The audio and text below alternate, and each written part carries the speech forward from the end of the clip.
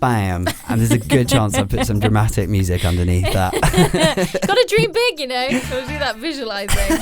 Your comedy life, what advice would you give? Get out there and start failing. If you don't ever get out there and take those chances, then you won't ever get closer to whatever this kind of slightly intangible idea is of what that dream is. We have to rebrand failure. It's like you were saying about, oh my God, the worst thing in the world is imagining doing stand-up. I think it's most people's biggest fears. We need to become more okay with humiliation and embarrassment because it only makes you get stronger and fight harder.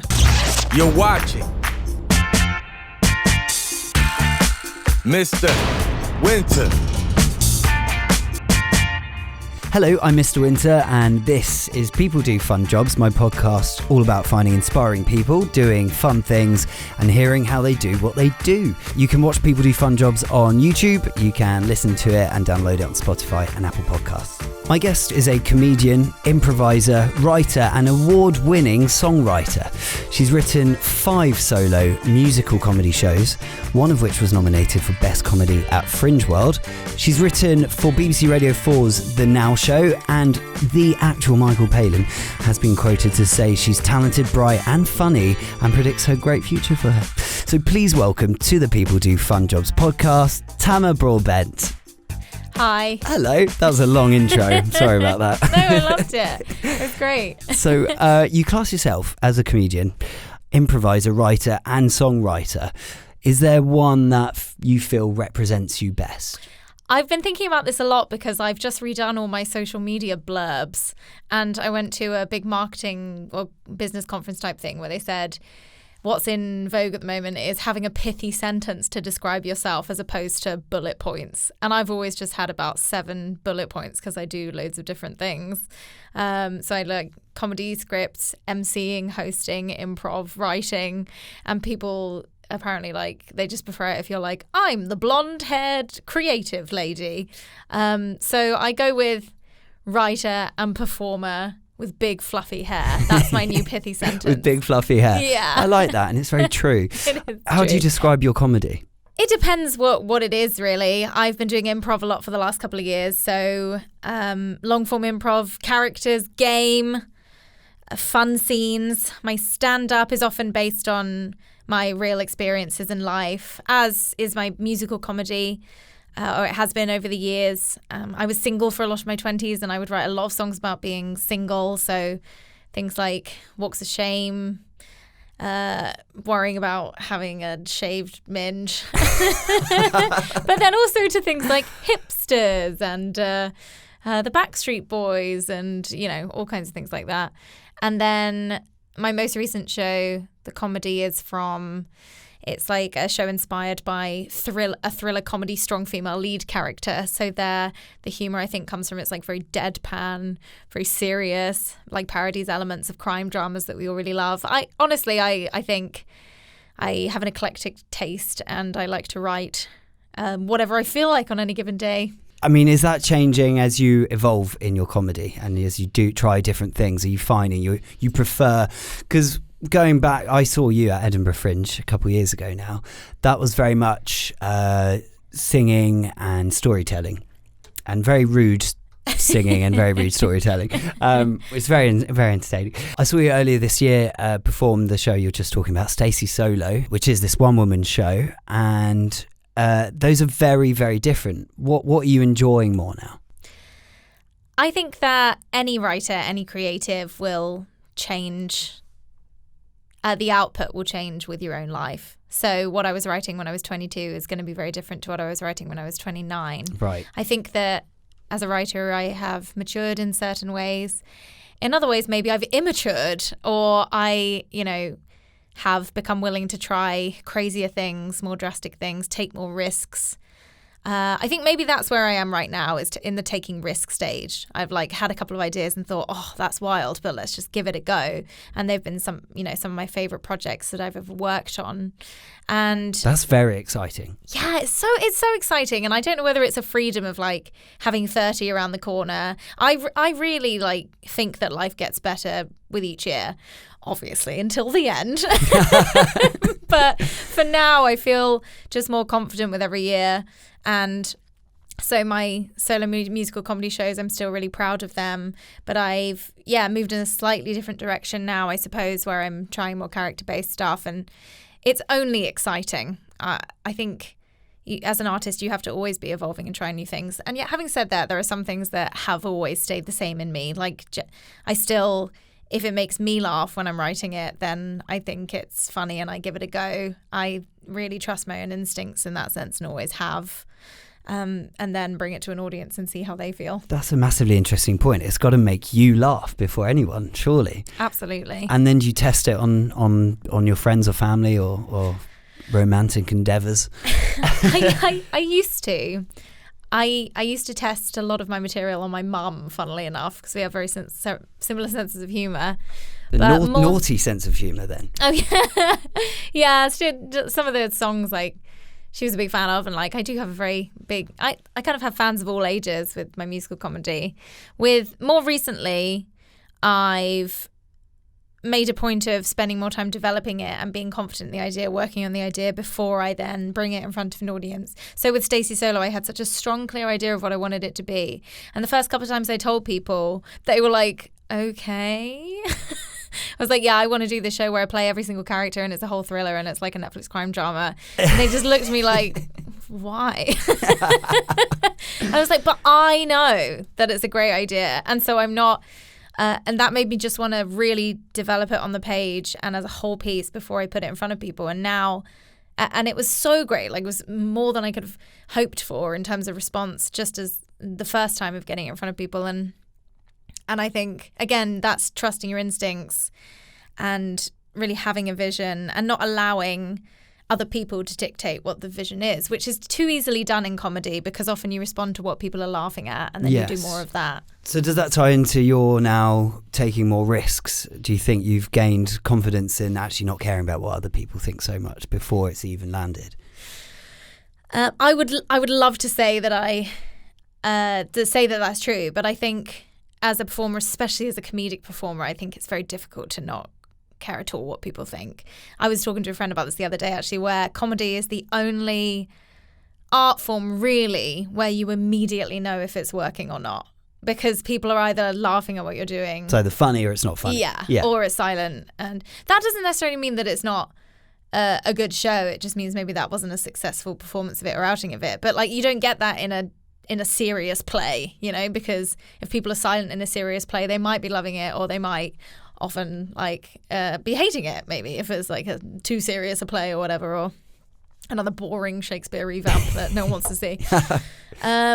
But I do care. I do care what people think. I especially care what my fans think and what my followers think. I just want to be entertaining them and giving them a good show to come out to see. I feel so grateful that people have left the house to come and see a show that I'm doing.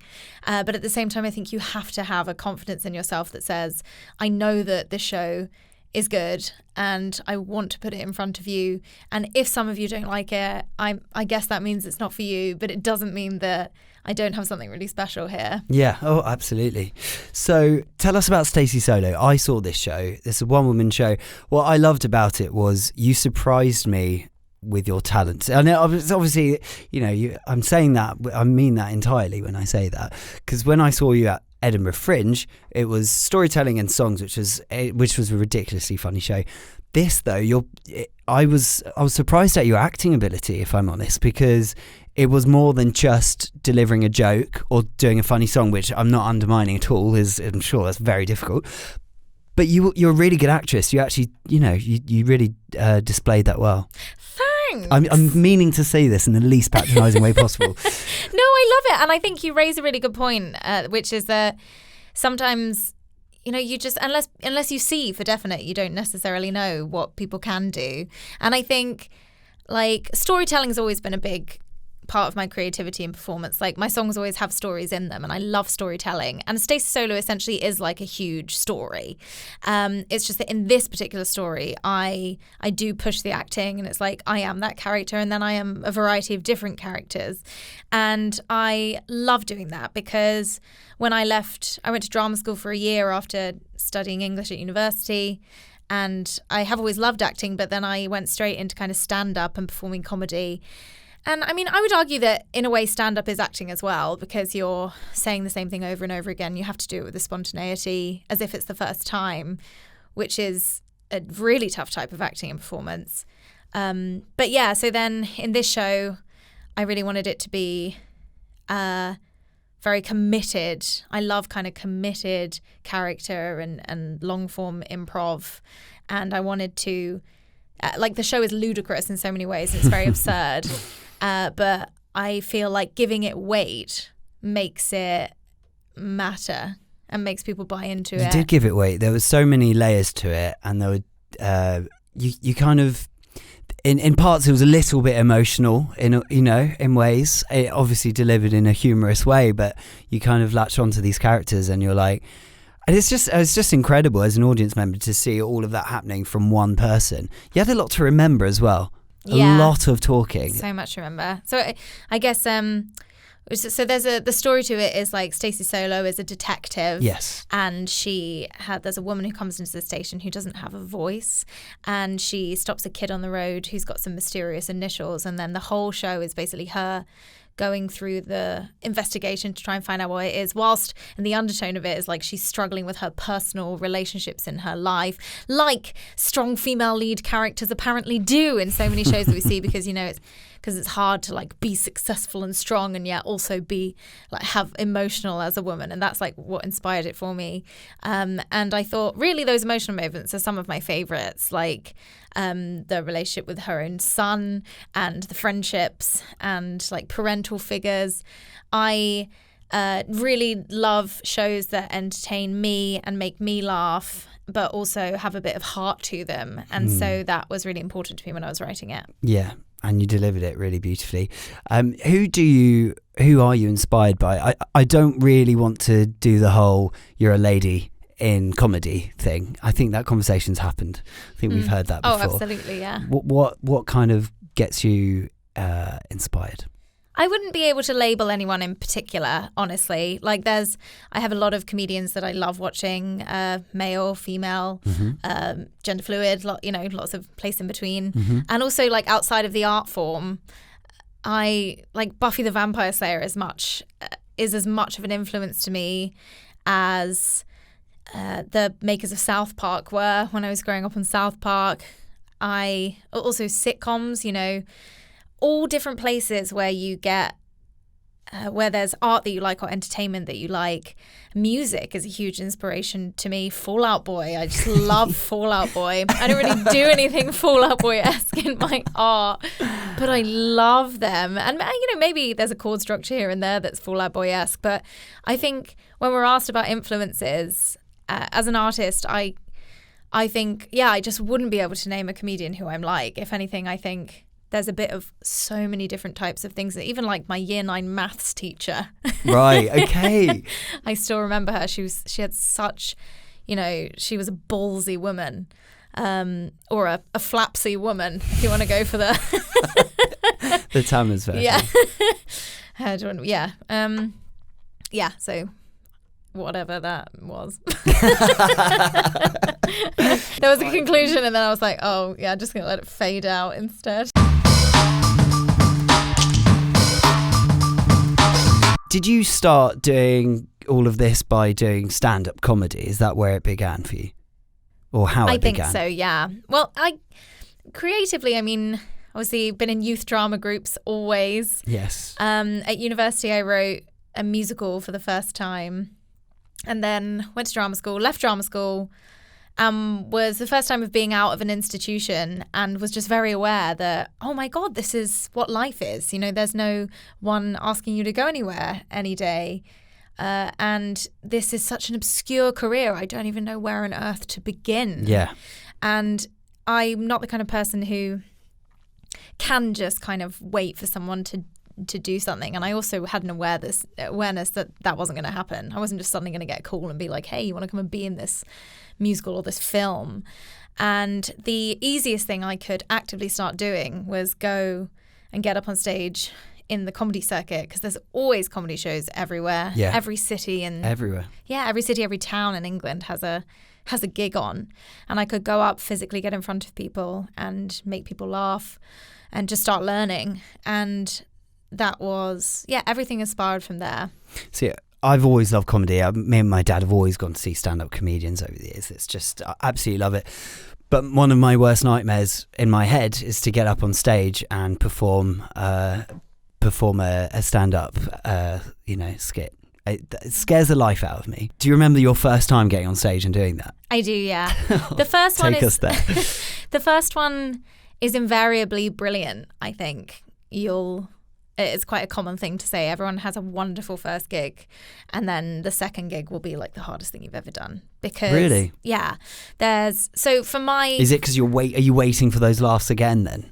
Yeah, I guess it's the first taste of what a comedy career is, which is just like a whole huge, endless journey of you are very successful one day and the next day it's just different every day. And you do get stronger over the years, of course. Like, I remember hearing an American comedian say very early on, if you think you're good before 10 years, then you're wrong. You're just wrong. Like, until you've been doing stand-up for 10 years, you cannot possibly call yourself good, because there's so much you have to learn, that you can't even really explain easily, and not easily anyway. But my first gig was great. I replied to a tweet from Funny Women Brighton. It was like, hey, we got a 10, anyone want to come and do it? And I just full on blagged it and was like, yeah, I've got a 10-minute comedy set. And then she was like, great, you're booked. And then I wrote a 10-minute comedy set, went down, did 3 songs, and it was great. Everyone laughed at everything. It was the best time of my life. And then the second gig I did was in a pub somewhere in London, and no one laughed at anything I said. And then I went to Wetherspoons afterwards, and I had a pie, and I cried into the pie. Worst pie you ever had. I cried into pie. I was like, they hated me. Everyone hated me. But how the hell do you bounce back from that and try again? Again, another endless, constant battle or learning curve that you just get better at with time. Yeah. It's like comedy is utterly humiliating. But it's also the best thing in the world ever. Yeah. When you can share a connection with the audience, they like it, it's wonderful. When you die in front of people, it is hard. There's no two ways around it. You have to have this wonderful combination of being vulnerable enough to connect with people and keep doing it, and not so hardened that you are not sensitive to the audience, because you still do have to entertain an audience, but you also have to be fucking strong and really believe in yourself, so that if you do have hard times, you can say, well, no, I'll just get back up and I try again. And how do you know what to write about then? Where did the ideas come from? Where did the jokes come from? Are you paying attention to trends of what's happening on the comedy circuit or on telly and what people are talking about and doing, or is it all just you and what you want to say? Mostly from within, I would say, but you do, I think, have to have a general knowledge of what's happening in the industry, especially because I do a lot of improv, and they say as an improviser you should know a little bit about everything. So you don't have to be an expert in anything, but it's good to be smart and well informed in in everyday life, in anything. Yeah, yeah, exactly. Read, guys. Yeah, just read some articles. Although I had to delete BBC News because it just made me sad every day. Everything's really sad. But you should know. You know what? I don't watch the news anymore. I think the last time was about 2 weeks ago I watched it, and I was left depressed. It's so sad. But it's so sad. It's a scary world, but that's why we need comedy. It's the reality, but that's where people like you come in. Who was I watching recently? It was Billy Connolly. He was, because he's getting on now, but he was reflecting, and I think he was talking about 9/11 and going out, I think possibly in New York or something, and somewhere in America, and doing a show very soon after, and people were going, should he do the show, because it's a very fragile time. I think it's possibly that week, I don't know. And he was like, well, do you know what? This is the time that people need this. This is when people like us, it's our job to stand up and actually, get everyone together and relax and have a bit of a laugh, really. Yeah. To state the obvious. Yeah, I think it's a really poignant thing he said, really. God, absolutely. Even in our individual personal lives, I think obviously we have a British thing of stiff upper lip, just get on with it. But I think another very British thing is, what can you do but laugh? Yeah. That's definitely always been a thing in my family, of laughing through the hard times, making jokes in the tough times. And my tummy just did that thing again where I'm scared it got heard on the microphone. Don't worry, I don't think it's that sensitive. We're okay. But yeah, absolutely. I think you have to know what's going on in the world, but I don't try and be anything. I'm just trying to be me and do what I think is funny, because I think that if I think it's funny, other people will think it's funny who have similar sense of humor to me. I think the worst mistake you can make is to try and be what you think an audience wants. Yes. I don't think, and you can apply that to everything. I think you can apply that to everything, music, and you've got to it's got to come from you. Absolutely. Because if you have the passion in it, other people will be drawn to that, I think. And what do you enjoy most about what you do? Is it the joy that you're bringing to people? It sounds really cheesy. Putting smiles on people's faces, What's the biggest joy that you get from doing your job? Ooh. Or jobs? You a lot of sides to you. I think absolutely the feeling of entertaining people, both making people happy by performing, and the feeling of joy that I get as well from performing something for them. How much of it is showing off? Probably a good healthy bit of it, I'd say. Yeah. I think to be a performer, you have to be a bit of a show off. I think anyone who's on stage is there because they really want to be there. You have to really want to be there, because it is so terrifying to do it that why the fuck would you do it otherwise? Do you get nervous still before you go out? My nerves have changed over the years. And it is a really interesting subject as a performer, because I don't believe it ever really truly goes away if you care about the performance that you're doing. But I am much more confident than I was 7 years ago in situations like just getting up in front of people and doing something. I've been put into a lot of situations now where I don't know what's going to happen. So with improv, you never know what's going to happen on stage, and then you get up and you just confidently go for it. And so I feel brave, but I definitely still get nervous. Yeah, you must relax. Better at hiding it. Yes. You're watching Mr. Winter. Let's talk about your improv, because you spent some time in Amsterdam. I did. Quite some time. Tell me everything about that. I started learning it in London in 2015.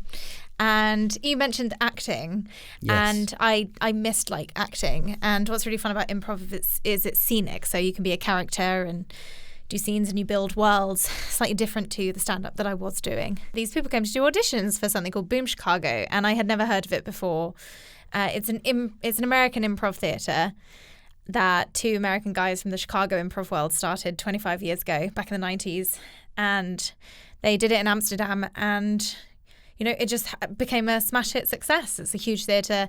You do 5 shows a week. It's a full-time paid job performing comedy, which I'd never had before. You have to really, London's a place where, you build your career, or the tiny little bits of it. This was just comedy in one place, earning a living, which was just super exciting for me as a 27-year-old, I think I was when I went.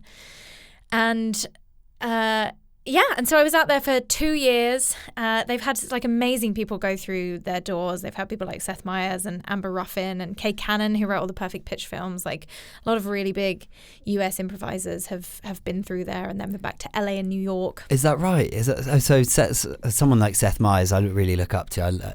The chat show is the dream for me. So absolutely. So seeing yes, that's interesting that he's taken that route. A lot of them do take comedy routes. But, well, it's just a crazy boot camp, because you have to learn to be so quick and come up with gags instantly, whether it's scenic and long form, or whether it's more short form games like jokes about the news or whatever it is. You've just got to learn to be really sharp. So how much learning did you do before you're actually on stage and having to improv for a living?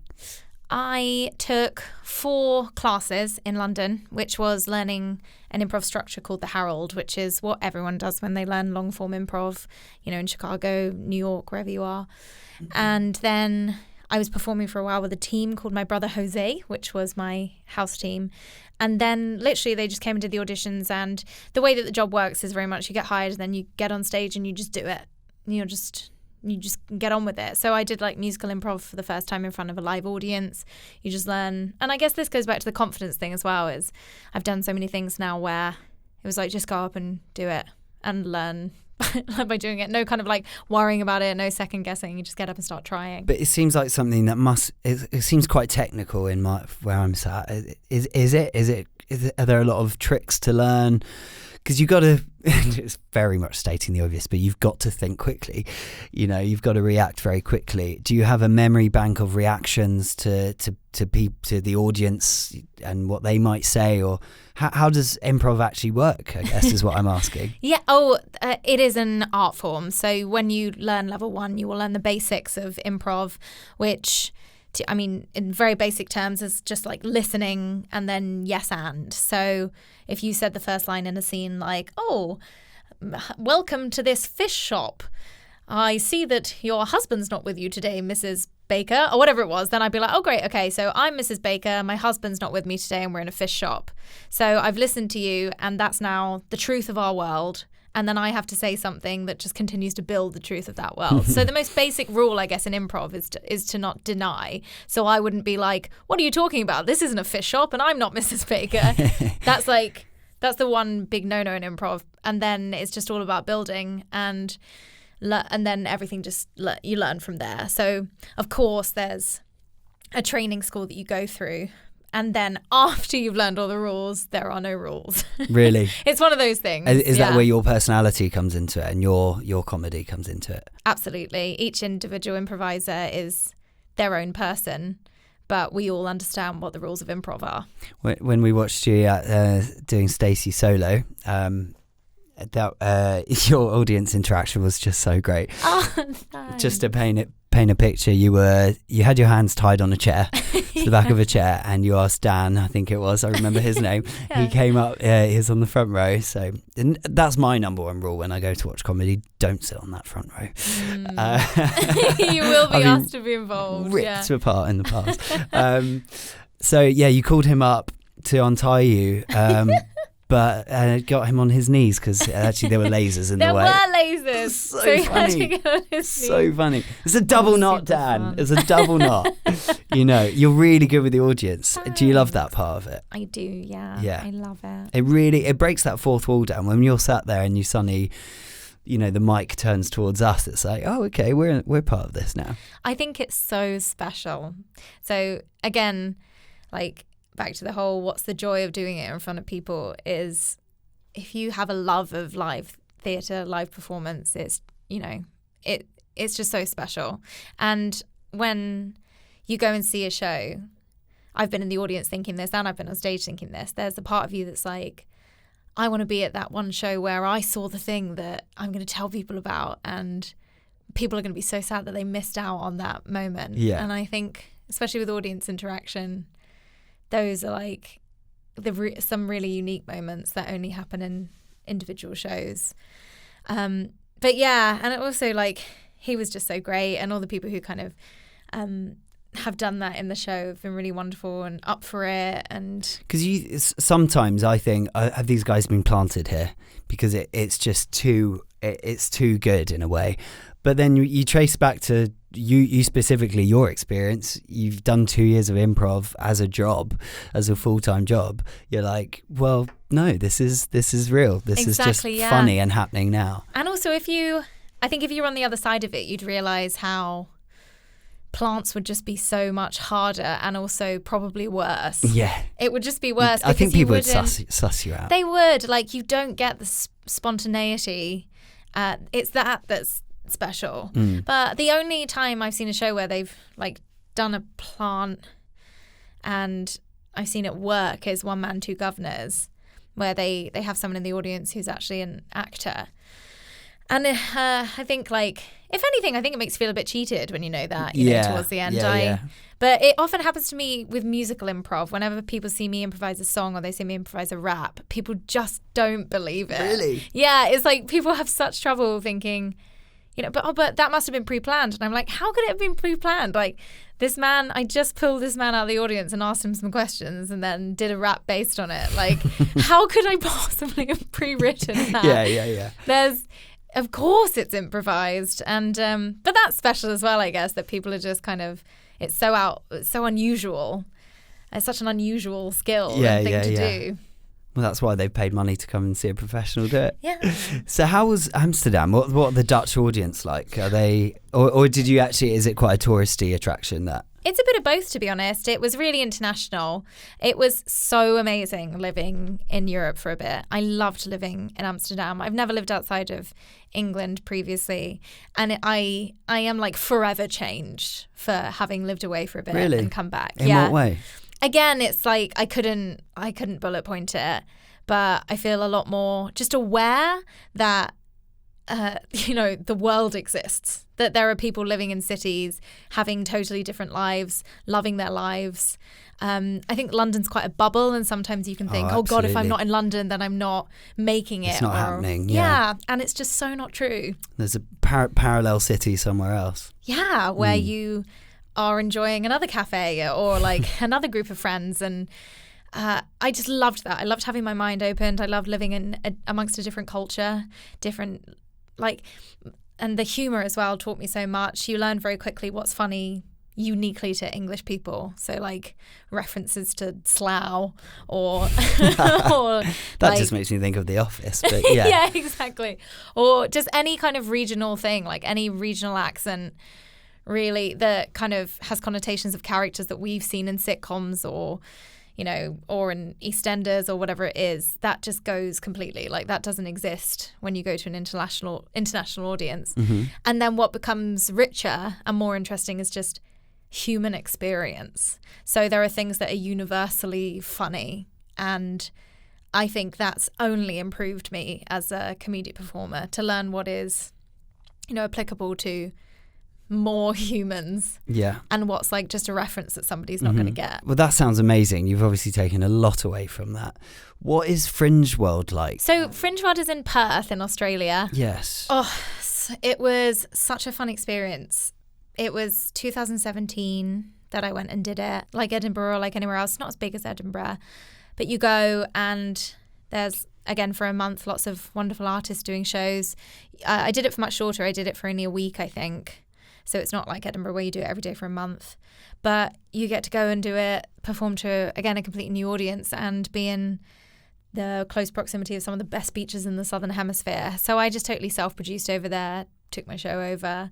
It's not a place to go to get famous or to get on TV or anything, but if you are an artist, if you're an artist with a show that you want to tour, it's so wonderful to go and do those festivals, especially to get new audiences and work the show in. And do you see much of what's going on over there as well? Do you get to see, here's the Australian comedy circuit, well, this is what this looks like? Yeah, absolutely.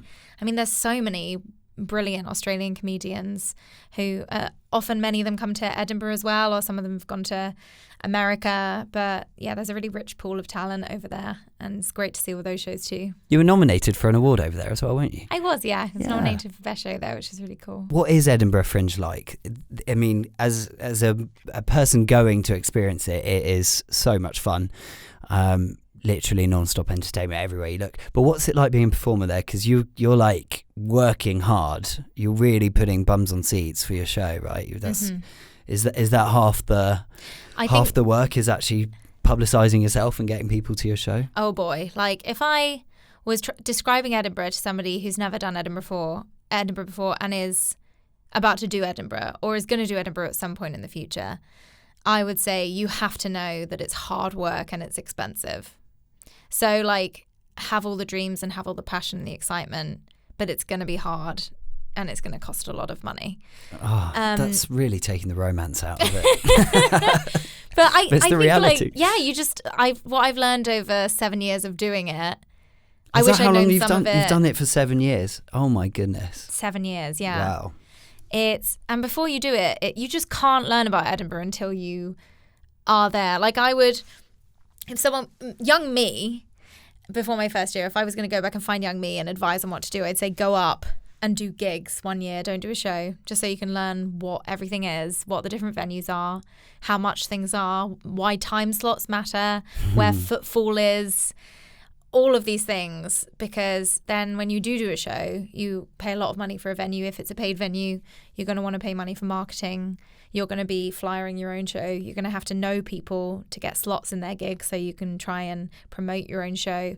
I spent a good 2-3 years doing free fringe, which is where you don't pay for venue costs, but you do a collection bucket at the end. And that's been a really wonderful way for young performers to kind of learn their craft and start taking shows. That's good. It's really, really good what it's done. Why is it so important to do it? Why do you go back 7 times and probably you're going to keep doing it? Why does it matter? I mean, this answer will be different depending on which day of the fringe you ask me. We're clear of it at the moment. I think, honestly, I think I did it in the early stages because I thought I just had to. Mm-hmm. And it's another thing a bit like that London feeling of, oh God, I can't stop doing this. I can't be off the map because I'll miss an opportunity and something won't, I need to be there. I need to be where the party is. But again, moving to Amsterdam for a couple of years and coming back, and I didn't do Edinburgh in 2019. Mm-hmm. And I'm so grateful that I didn't, because my perspective has totally shifted. I don't think you have to be there every year. Okay. I think the fringe is changing in a way. Like the Vault Festival in London's getting a lot bigger. A lot of what people want to get from Edinburgh is to get industry in or get touring. And if there's a place where you can do that that's not Edinburgh, then do it. Yeah. Also, how expensive it is makes it impossible for some artists. And also, sometimes it just bankrupts you. I know people who make jokes a lot of the time about like, oh, I've just paid off Edinburgh 2014. Oh, Jesus. It's really, really insane. But I think you have to kind of know all the possible things that you can get from it, but also just kind of not think it's a failure if you don't get any of those things, because really it's just about performing for an audience. And I've got audiences up there who come and see me every year, and I love them, and I want to bring them something else to watch. And it's that's all the difficult stuff. The beauty of it is you get to perform a show every day, and it's just wonderful, and you get to see all these shows. Yeah, it's really special. Big question. It's one of the two I ask my guest on the episode at the end of the episode. Where do you see yourself in 10 years' time? Where would I like to see myself? Where would you like to see yourself? Where do you want to? What do you want to be doing? Ready? Go. Here's what I'm going to be doing in 10 years' time. I am going to have a sitcom on Netflix, or maybe it's a drama comedy. I'm going to have a Netflix special of stand-up. Stacey Solo, my show, is going to be made into a film, and it's going to be world famous. I'm also going to have a huge business where I go around doing like improv and comedy stuff with companies, and I host a lot of big events. I'm also going to have written a book of short stories, maybe be working on my novel, be very happily in love with my partner still, maybe have like a baby, but, oh wow, but like have my mum there to be looking after it, so I don't have to do that. Also have like traveled to Johannesburg and a bunch of places. That's where I was born. Sorry, just not. Oh, not that's like very specific. It was really specific. Otherwise, I thought I should make that clear. And also have a musical. Have a musical on like West End or Broadway or something. Bam! And there's a good chance I'll put some dramatic music underneath that. Got to dream big, Got to do that visualizing. One of those things would be amazing. But I'm going to have all of them. It's a big old question. You answered it in a big, bold, lovely way. So what advice, the last question before we go, what advice would you give to someone who wants to do what you're doing, which you can't really put an exact label on, but your comedy life, what advice would you give? Get out there and start failing, because failure is so important. It's like the best thing that will ever happen to you, because you can't get better unless you start failing. You learn from getting it wrong, and then you get it a bit more right, and then you get it a bit more right, and then you keep getting it more and more and more right, and then maybe you fail again. But if you don't ever get out there and take those chances, then you won't ever get closer to whatever this kind of slightly intangible idea is of what that dream is. I think we have to rebrand failure. It's like you were saying about, oh my God, the worst thing in the world is imagining doing stand-up. I think it's most people's biggest fears, because we're trained to be, as we get older, to be kind of, you know, like humans who can handle ourselves. And it's awful, this idea of being humiliated. But I think we need to become more okay with humiliation and embarrassment, because it only makes you get stronger and fight harder. I love that. I'm going to leave it there. Although, actually, what we didn't touch on is if I say the words George Clooney to you. Oh, yeah. Tell us about George Clooney. That excites me. He's really nice. He's a funny, funny man. How did you meet George Clooney? Well, I was hosting a really big conference called the Nordic Business Forum this year, alongside a man called Pep Rosenfeld, who's one of the founders of Boom Chicago. And we were, it's basically this 8,000 people conference in Finland where people fly from all over the world. They have like huge speakers who come and do it. And George Clooney was one of the guests there. And so, got to That's amazing. Introduce him. Yeah. And you met him. Yeah. Yeah. And that's a big audience to speak to. And they're all probably listening very well as well if they've come all that way for that. Exactly. Yeah. He was so nice because he made such a point of, shaking my hand when I was introducing him to the stage. And it's a little thing, but like not everybody does that. And it's something sometimes people forget because they're nervous about doing their speech. But I really appreciate when people do, because it's just like this little sign of respect. Mm-hmm. And even I think I was like all the way over the other side of the stage when he was exiting, and he still made a point of coming towards me to shake my hand to do it. And I felt really seen and validated. Yeah. Not that I needed to be validated. We all do. In some little way. But yeah, it was lovely. That's and he was really nice. He like chatted to everyone backstage, and it was really funny. Oh, it's nice when you hear about someone who always has that like very nice image of themselves, but actually is that. Yeah. Very nice. Tamar, thank you so much. If people want to check out your stuff, keep in touch with you, how do they do so? My name is Tamar Broadbent. Tamar is spelled Tamar. Nobody can ever find it because it's such a like unusual name, but it's Tamar Broadbent. I'm on Instagram, Twitter, Facebook, and my website is mynamestamar.com. Lovely. Thank you so much, and good luck with your next project at the Fringe if you end up there. Thanks. Thank you so much, Tamar. Thanks for having me. Yay! That was really fun. Don't forget to like, comment, share, and subscribe for more videos. Just search Mr. Winter Official. This is Mr. Winter. Let's go!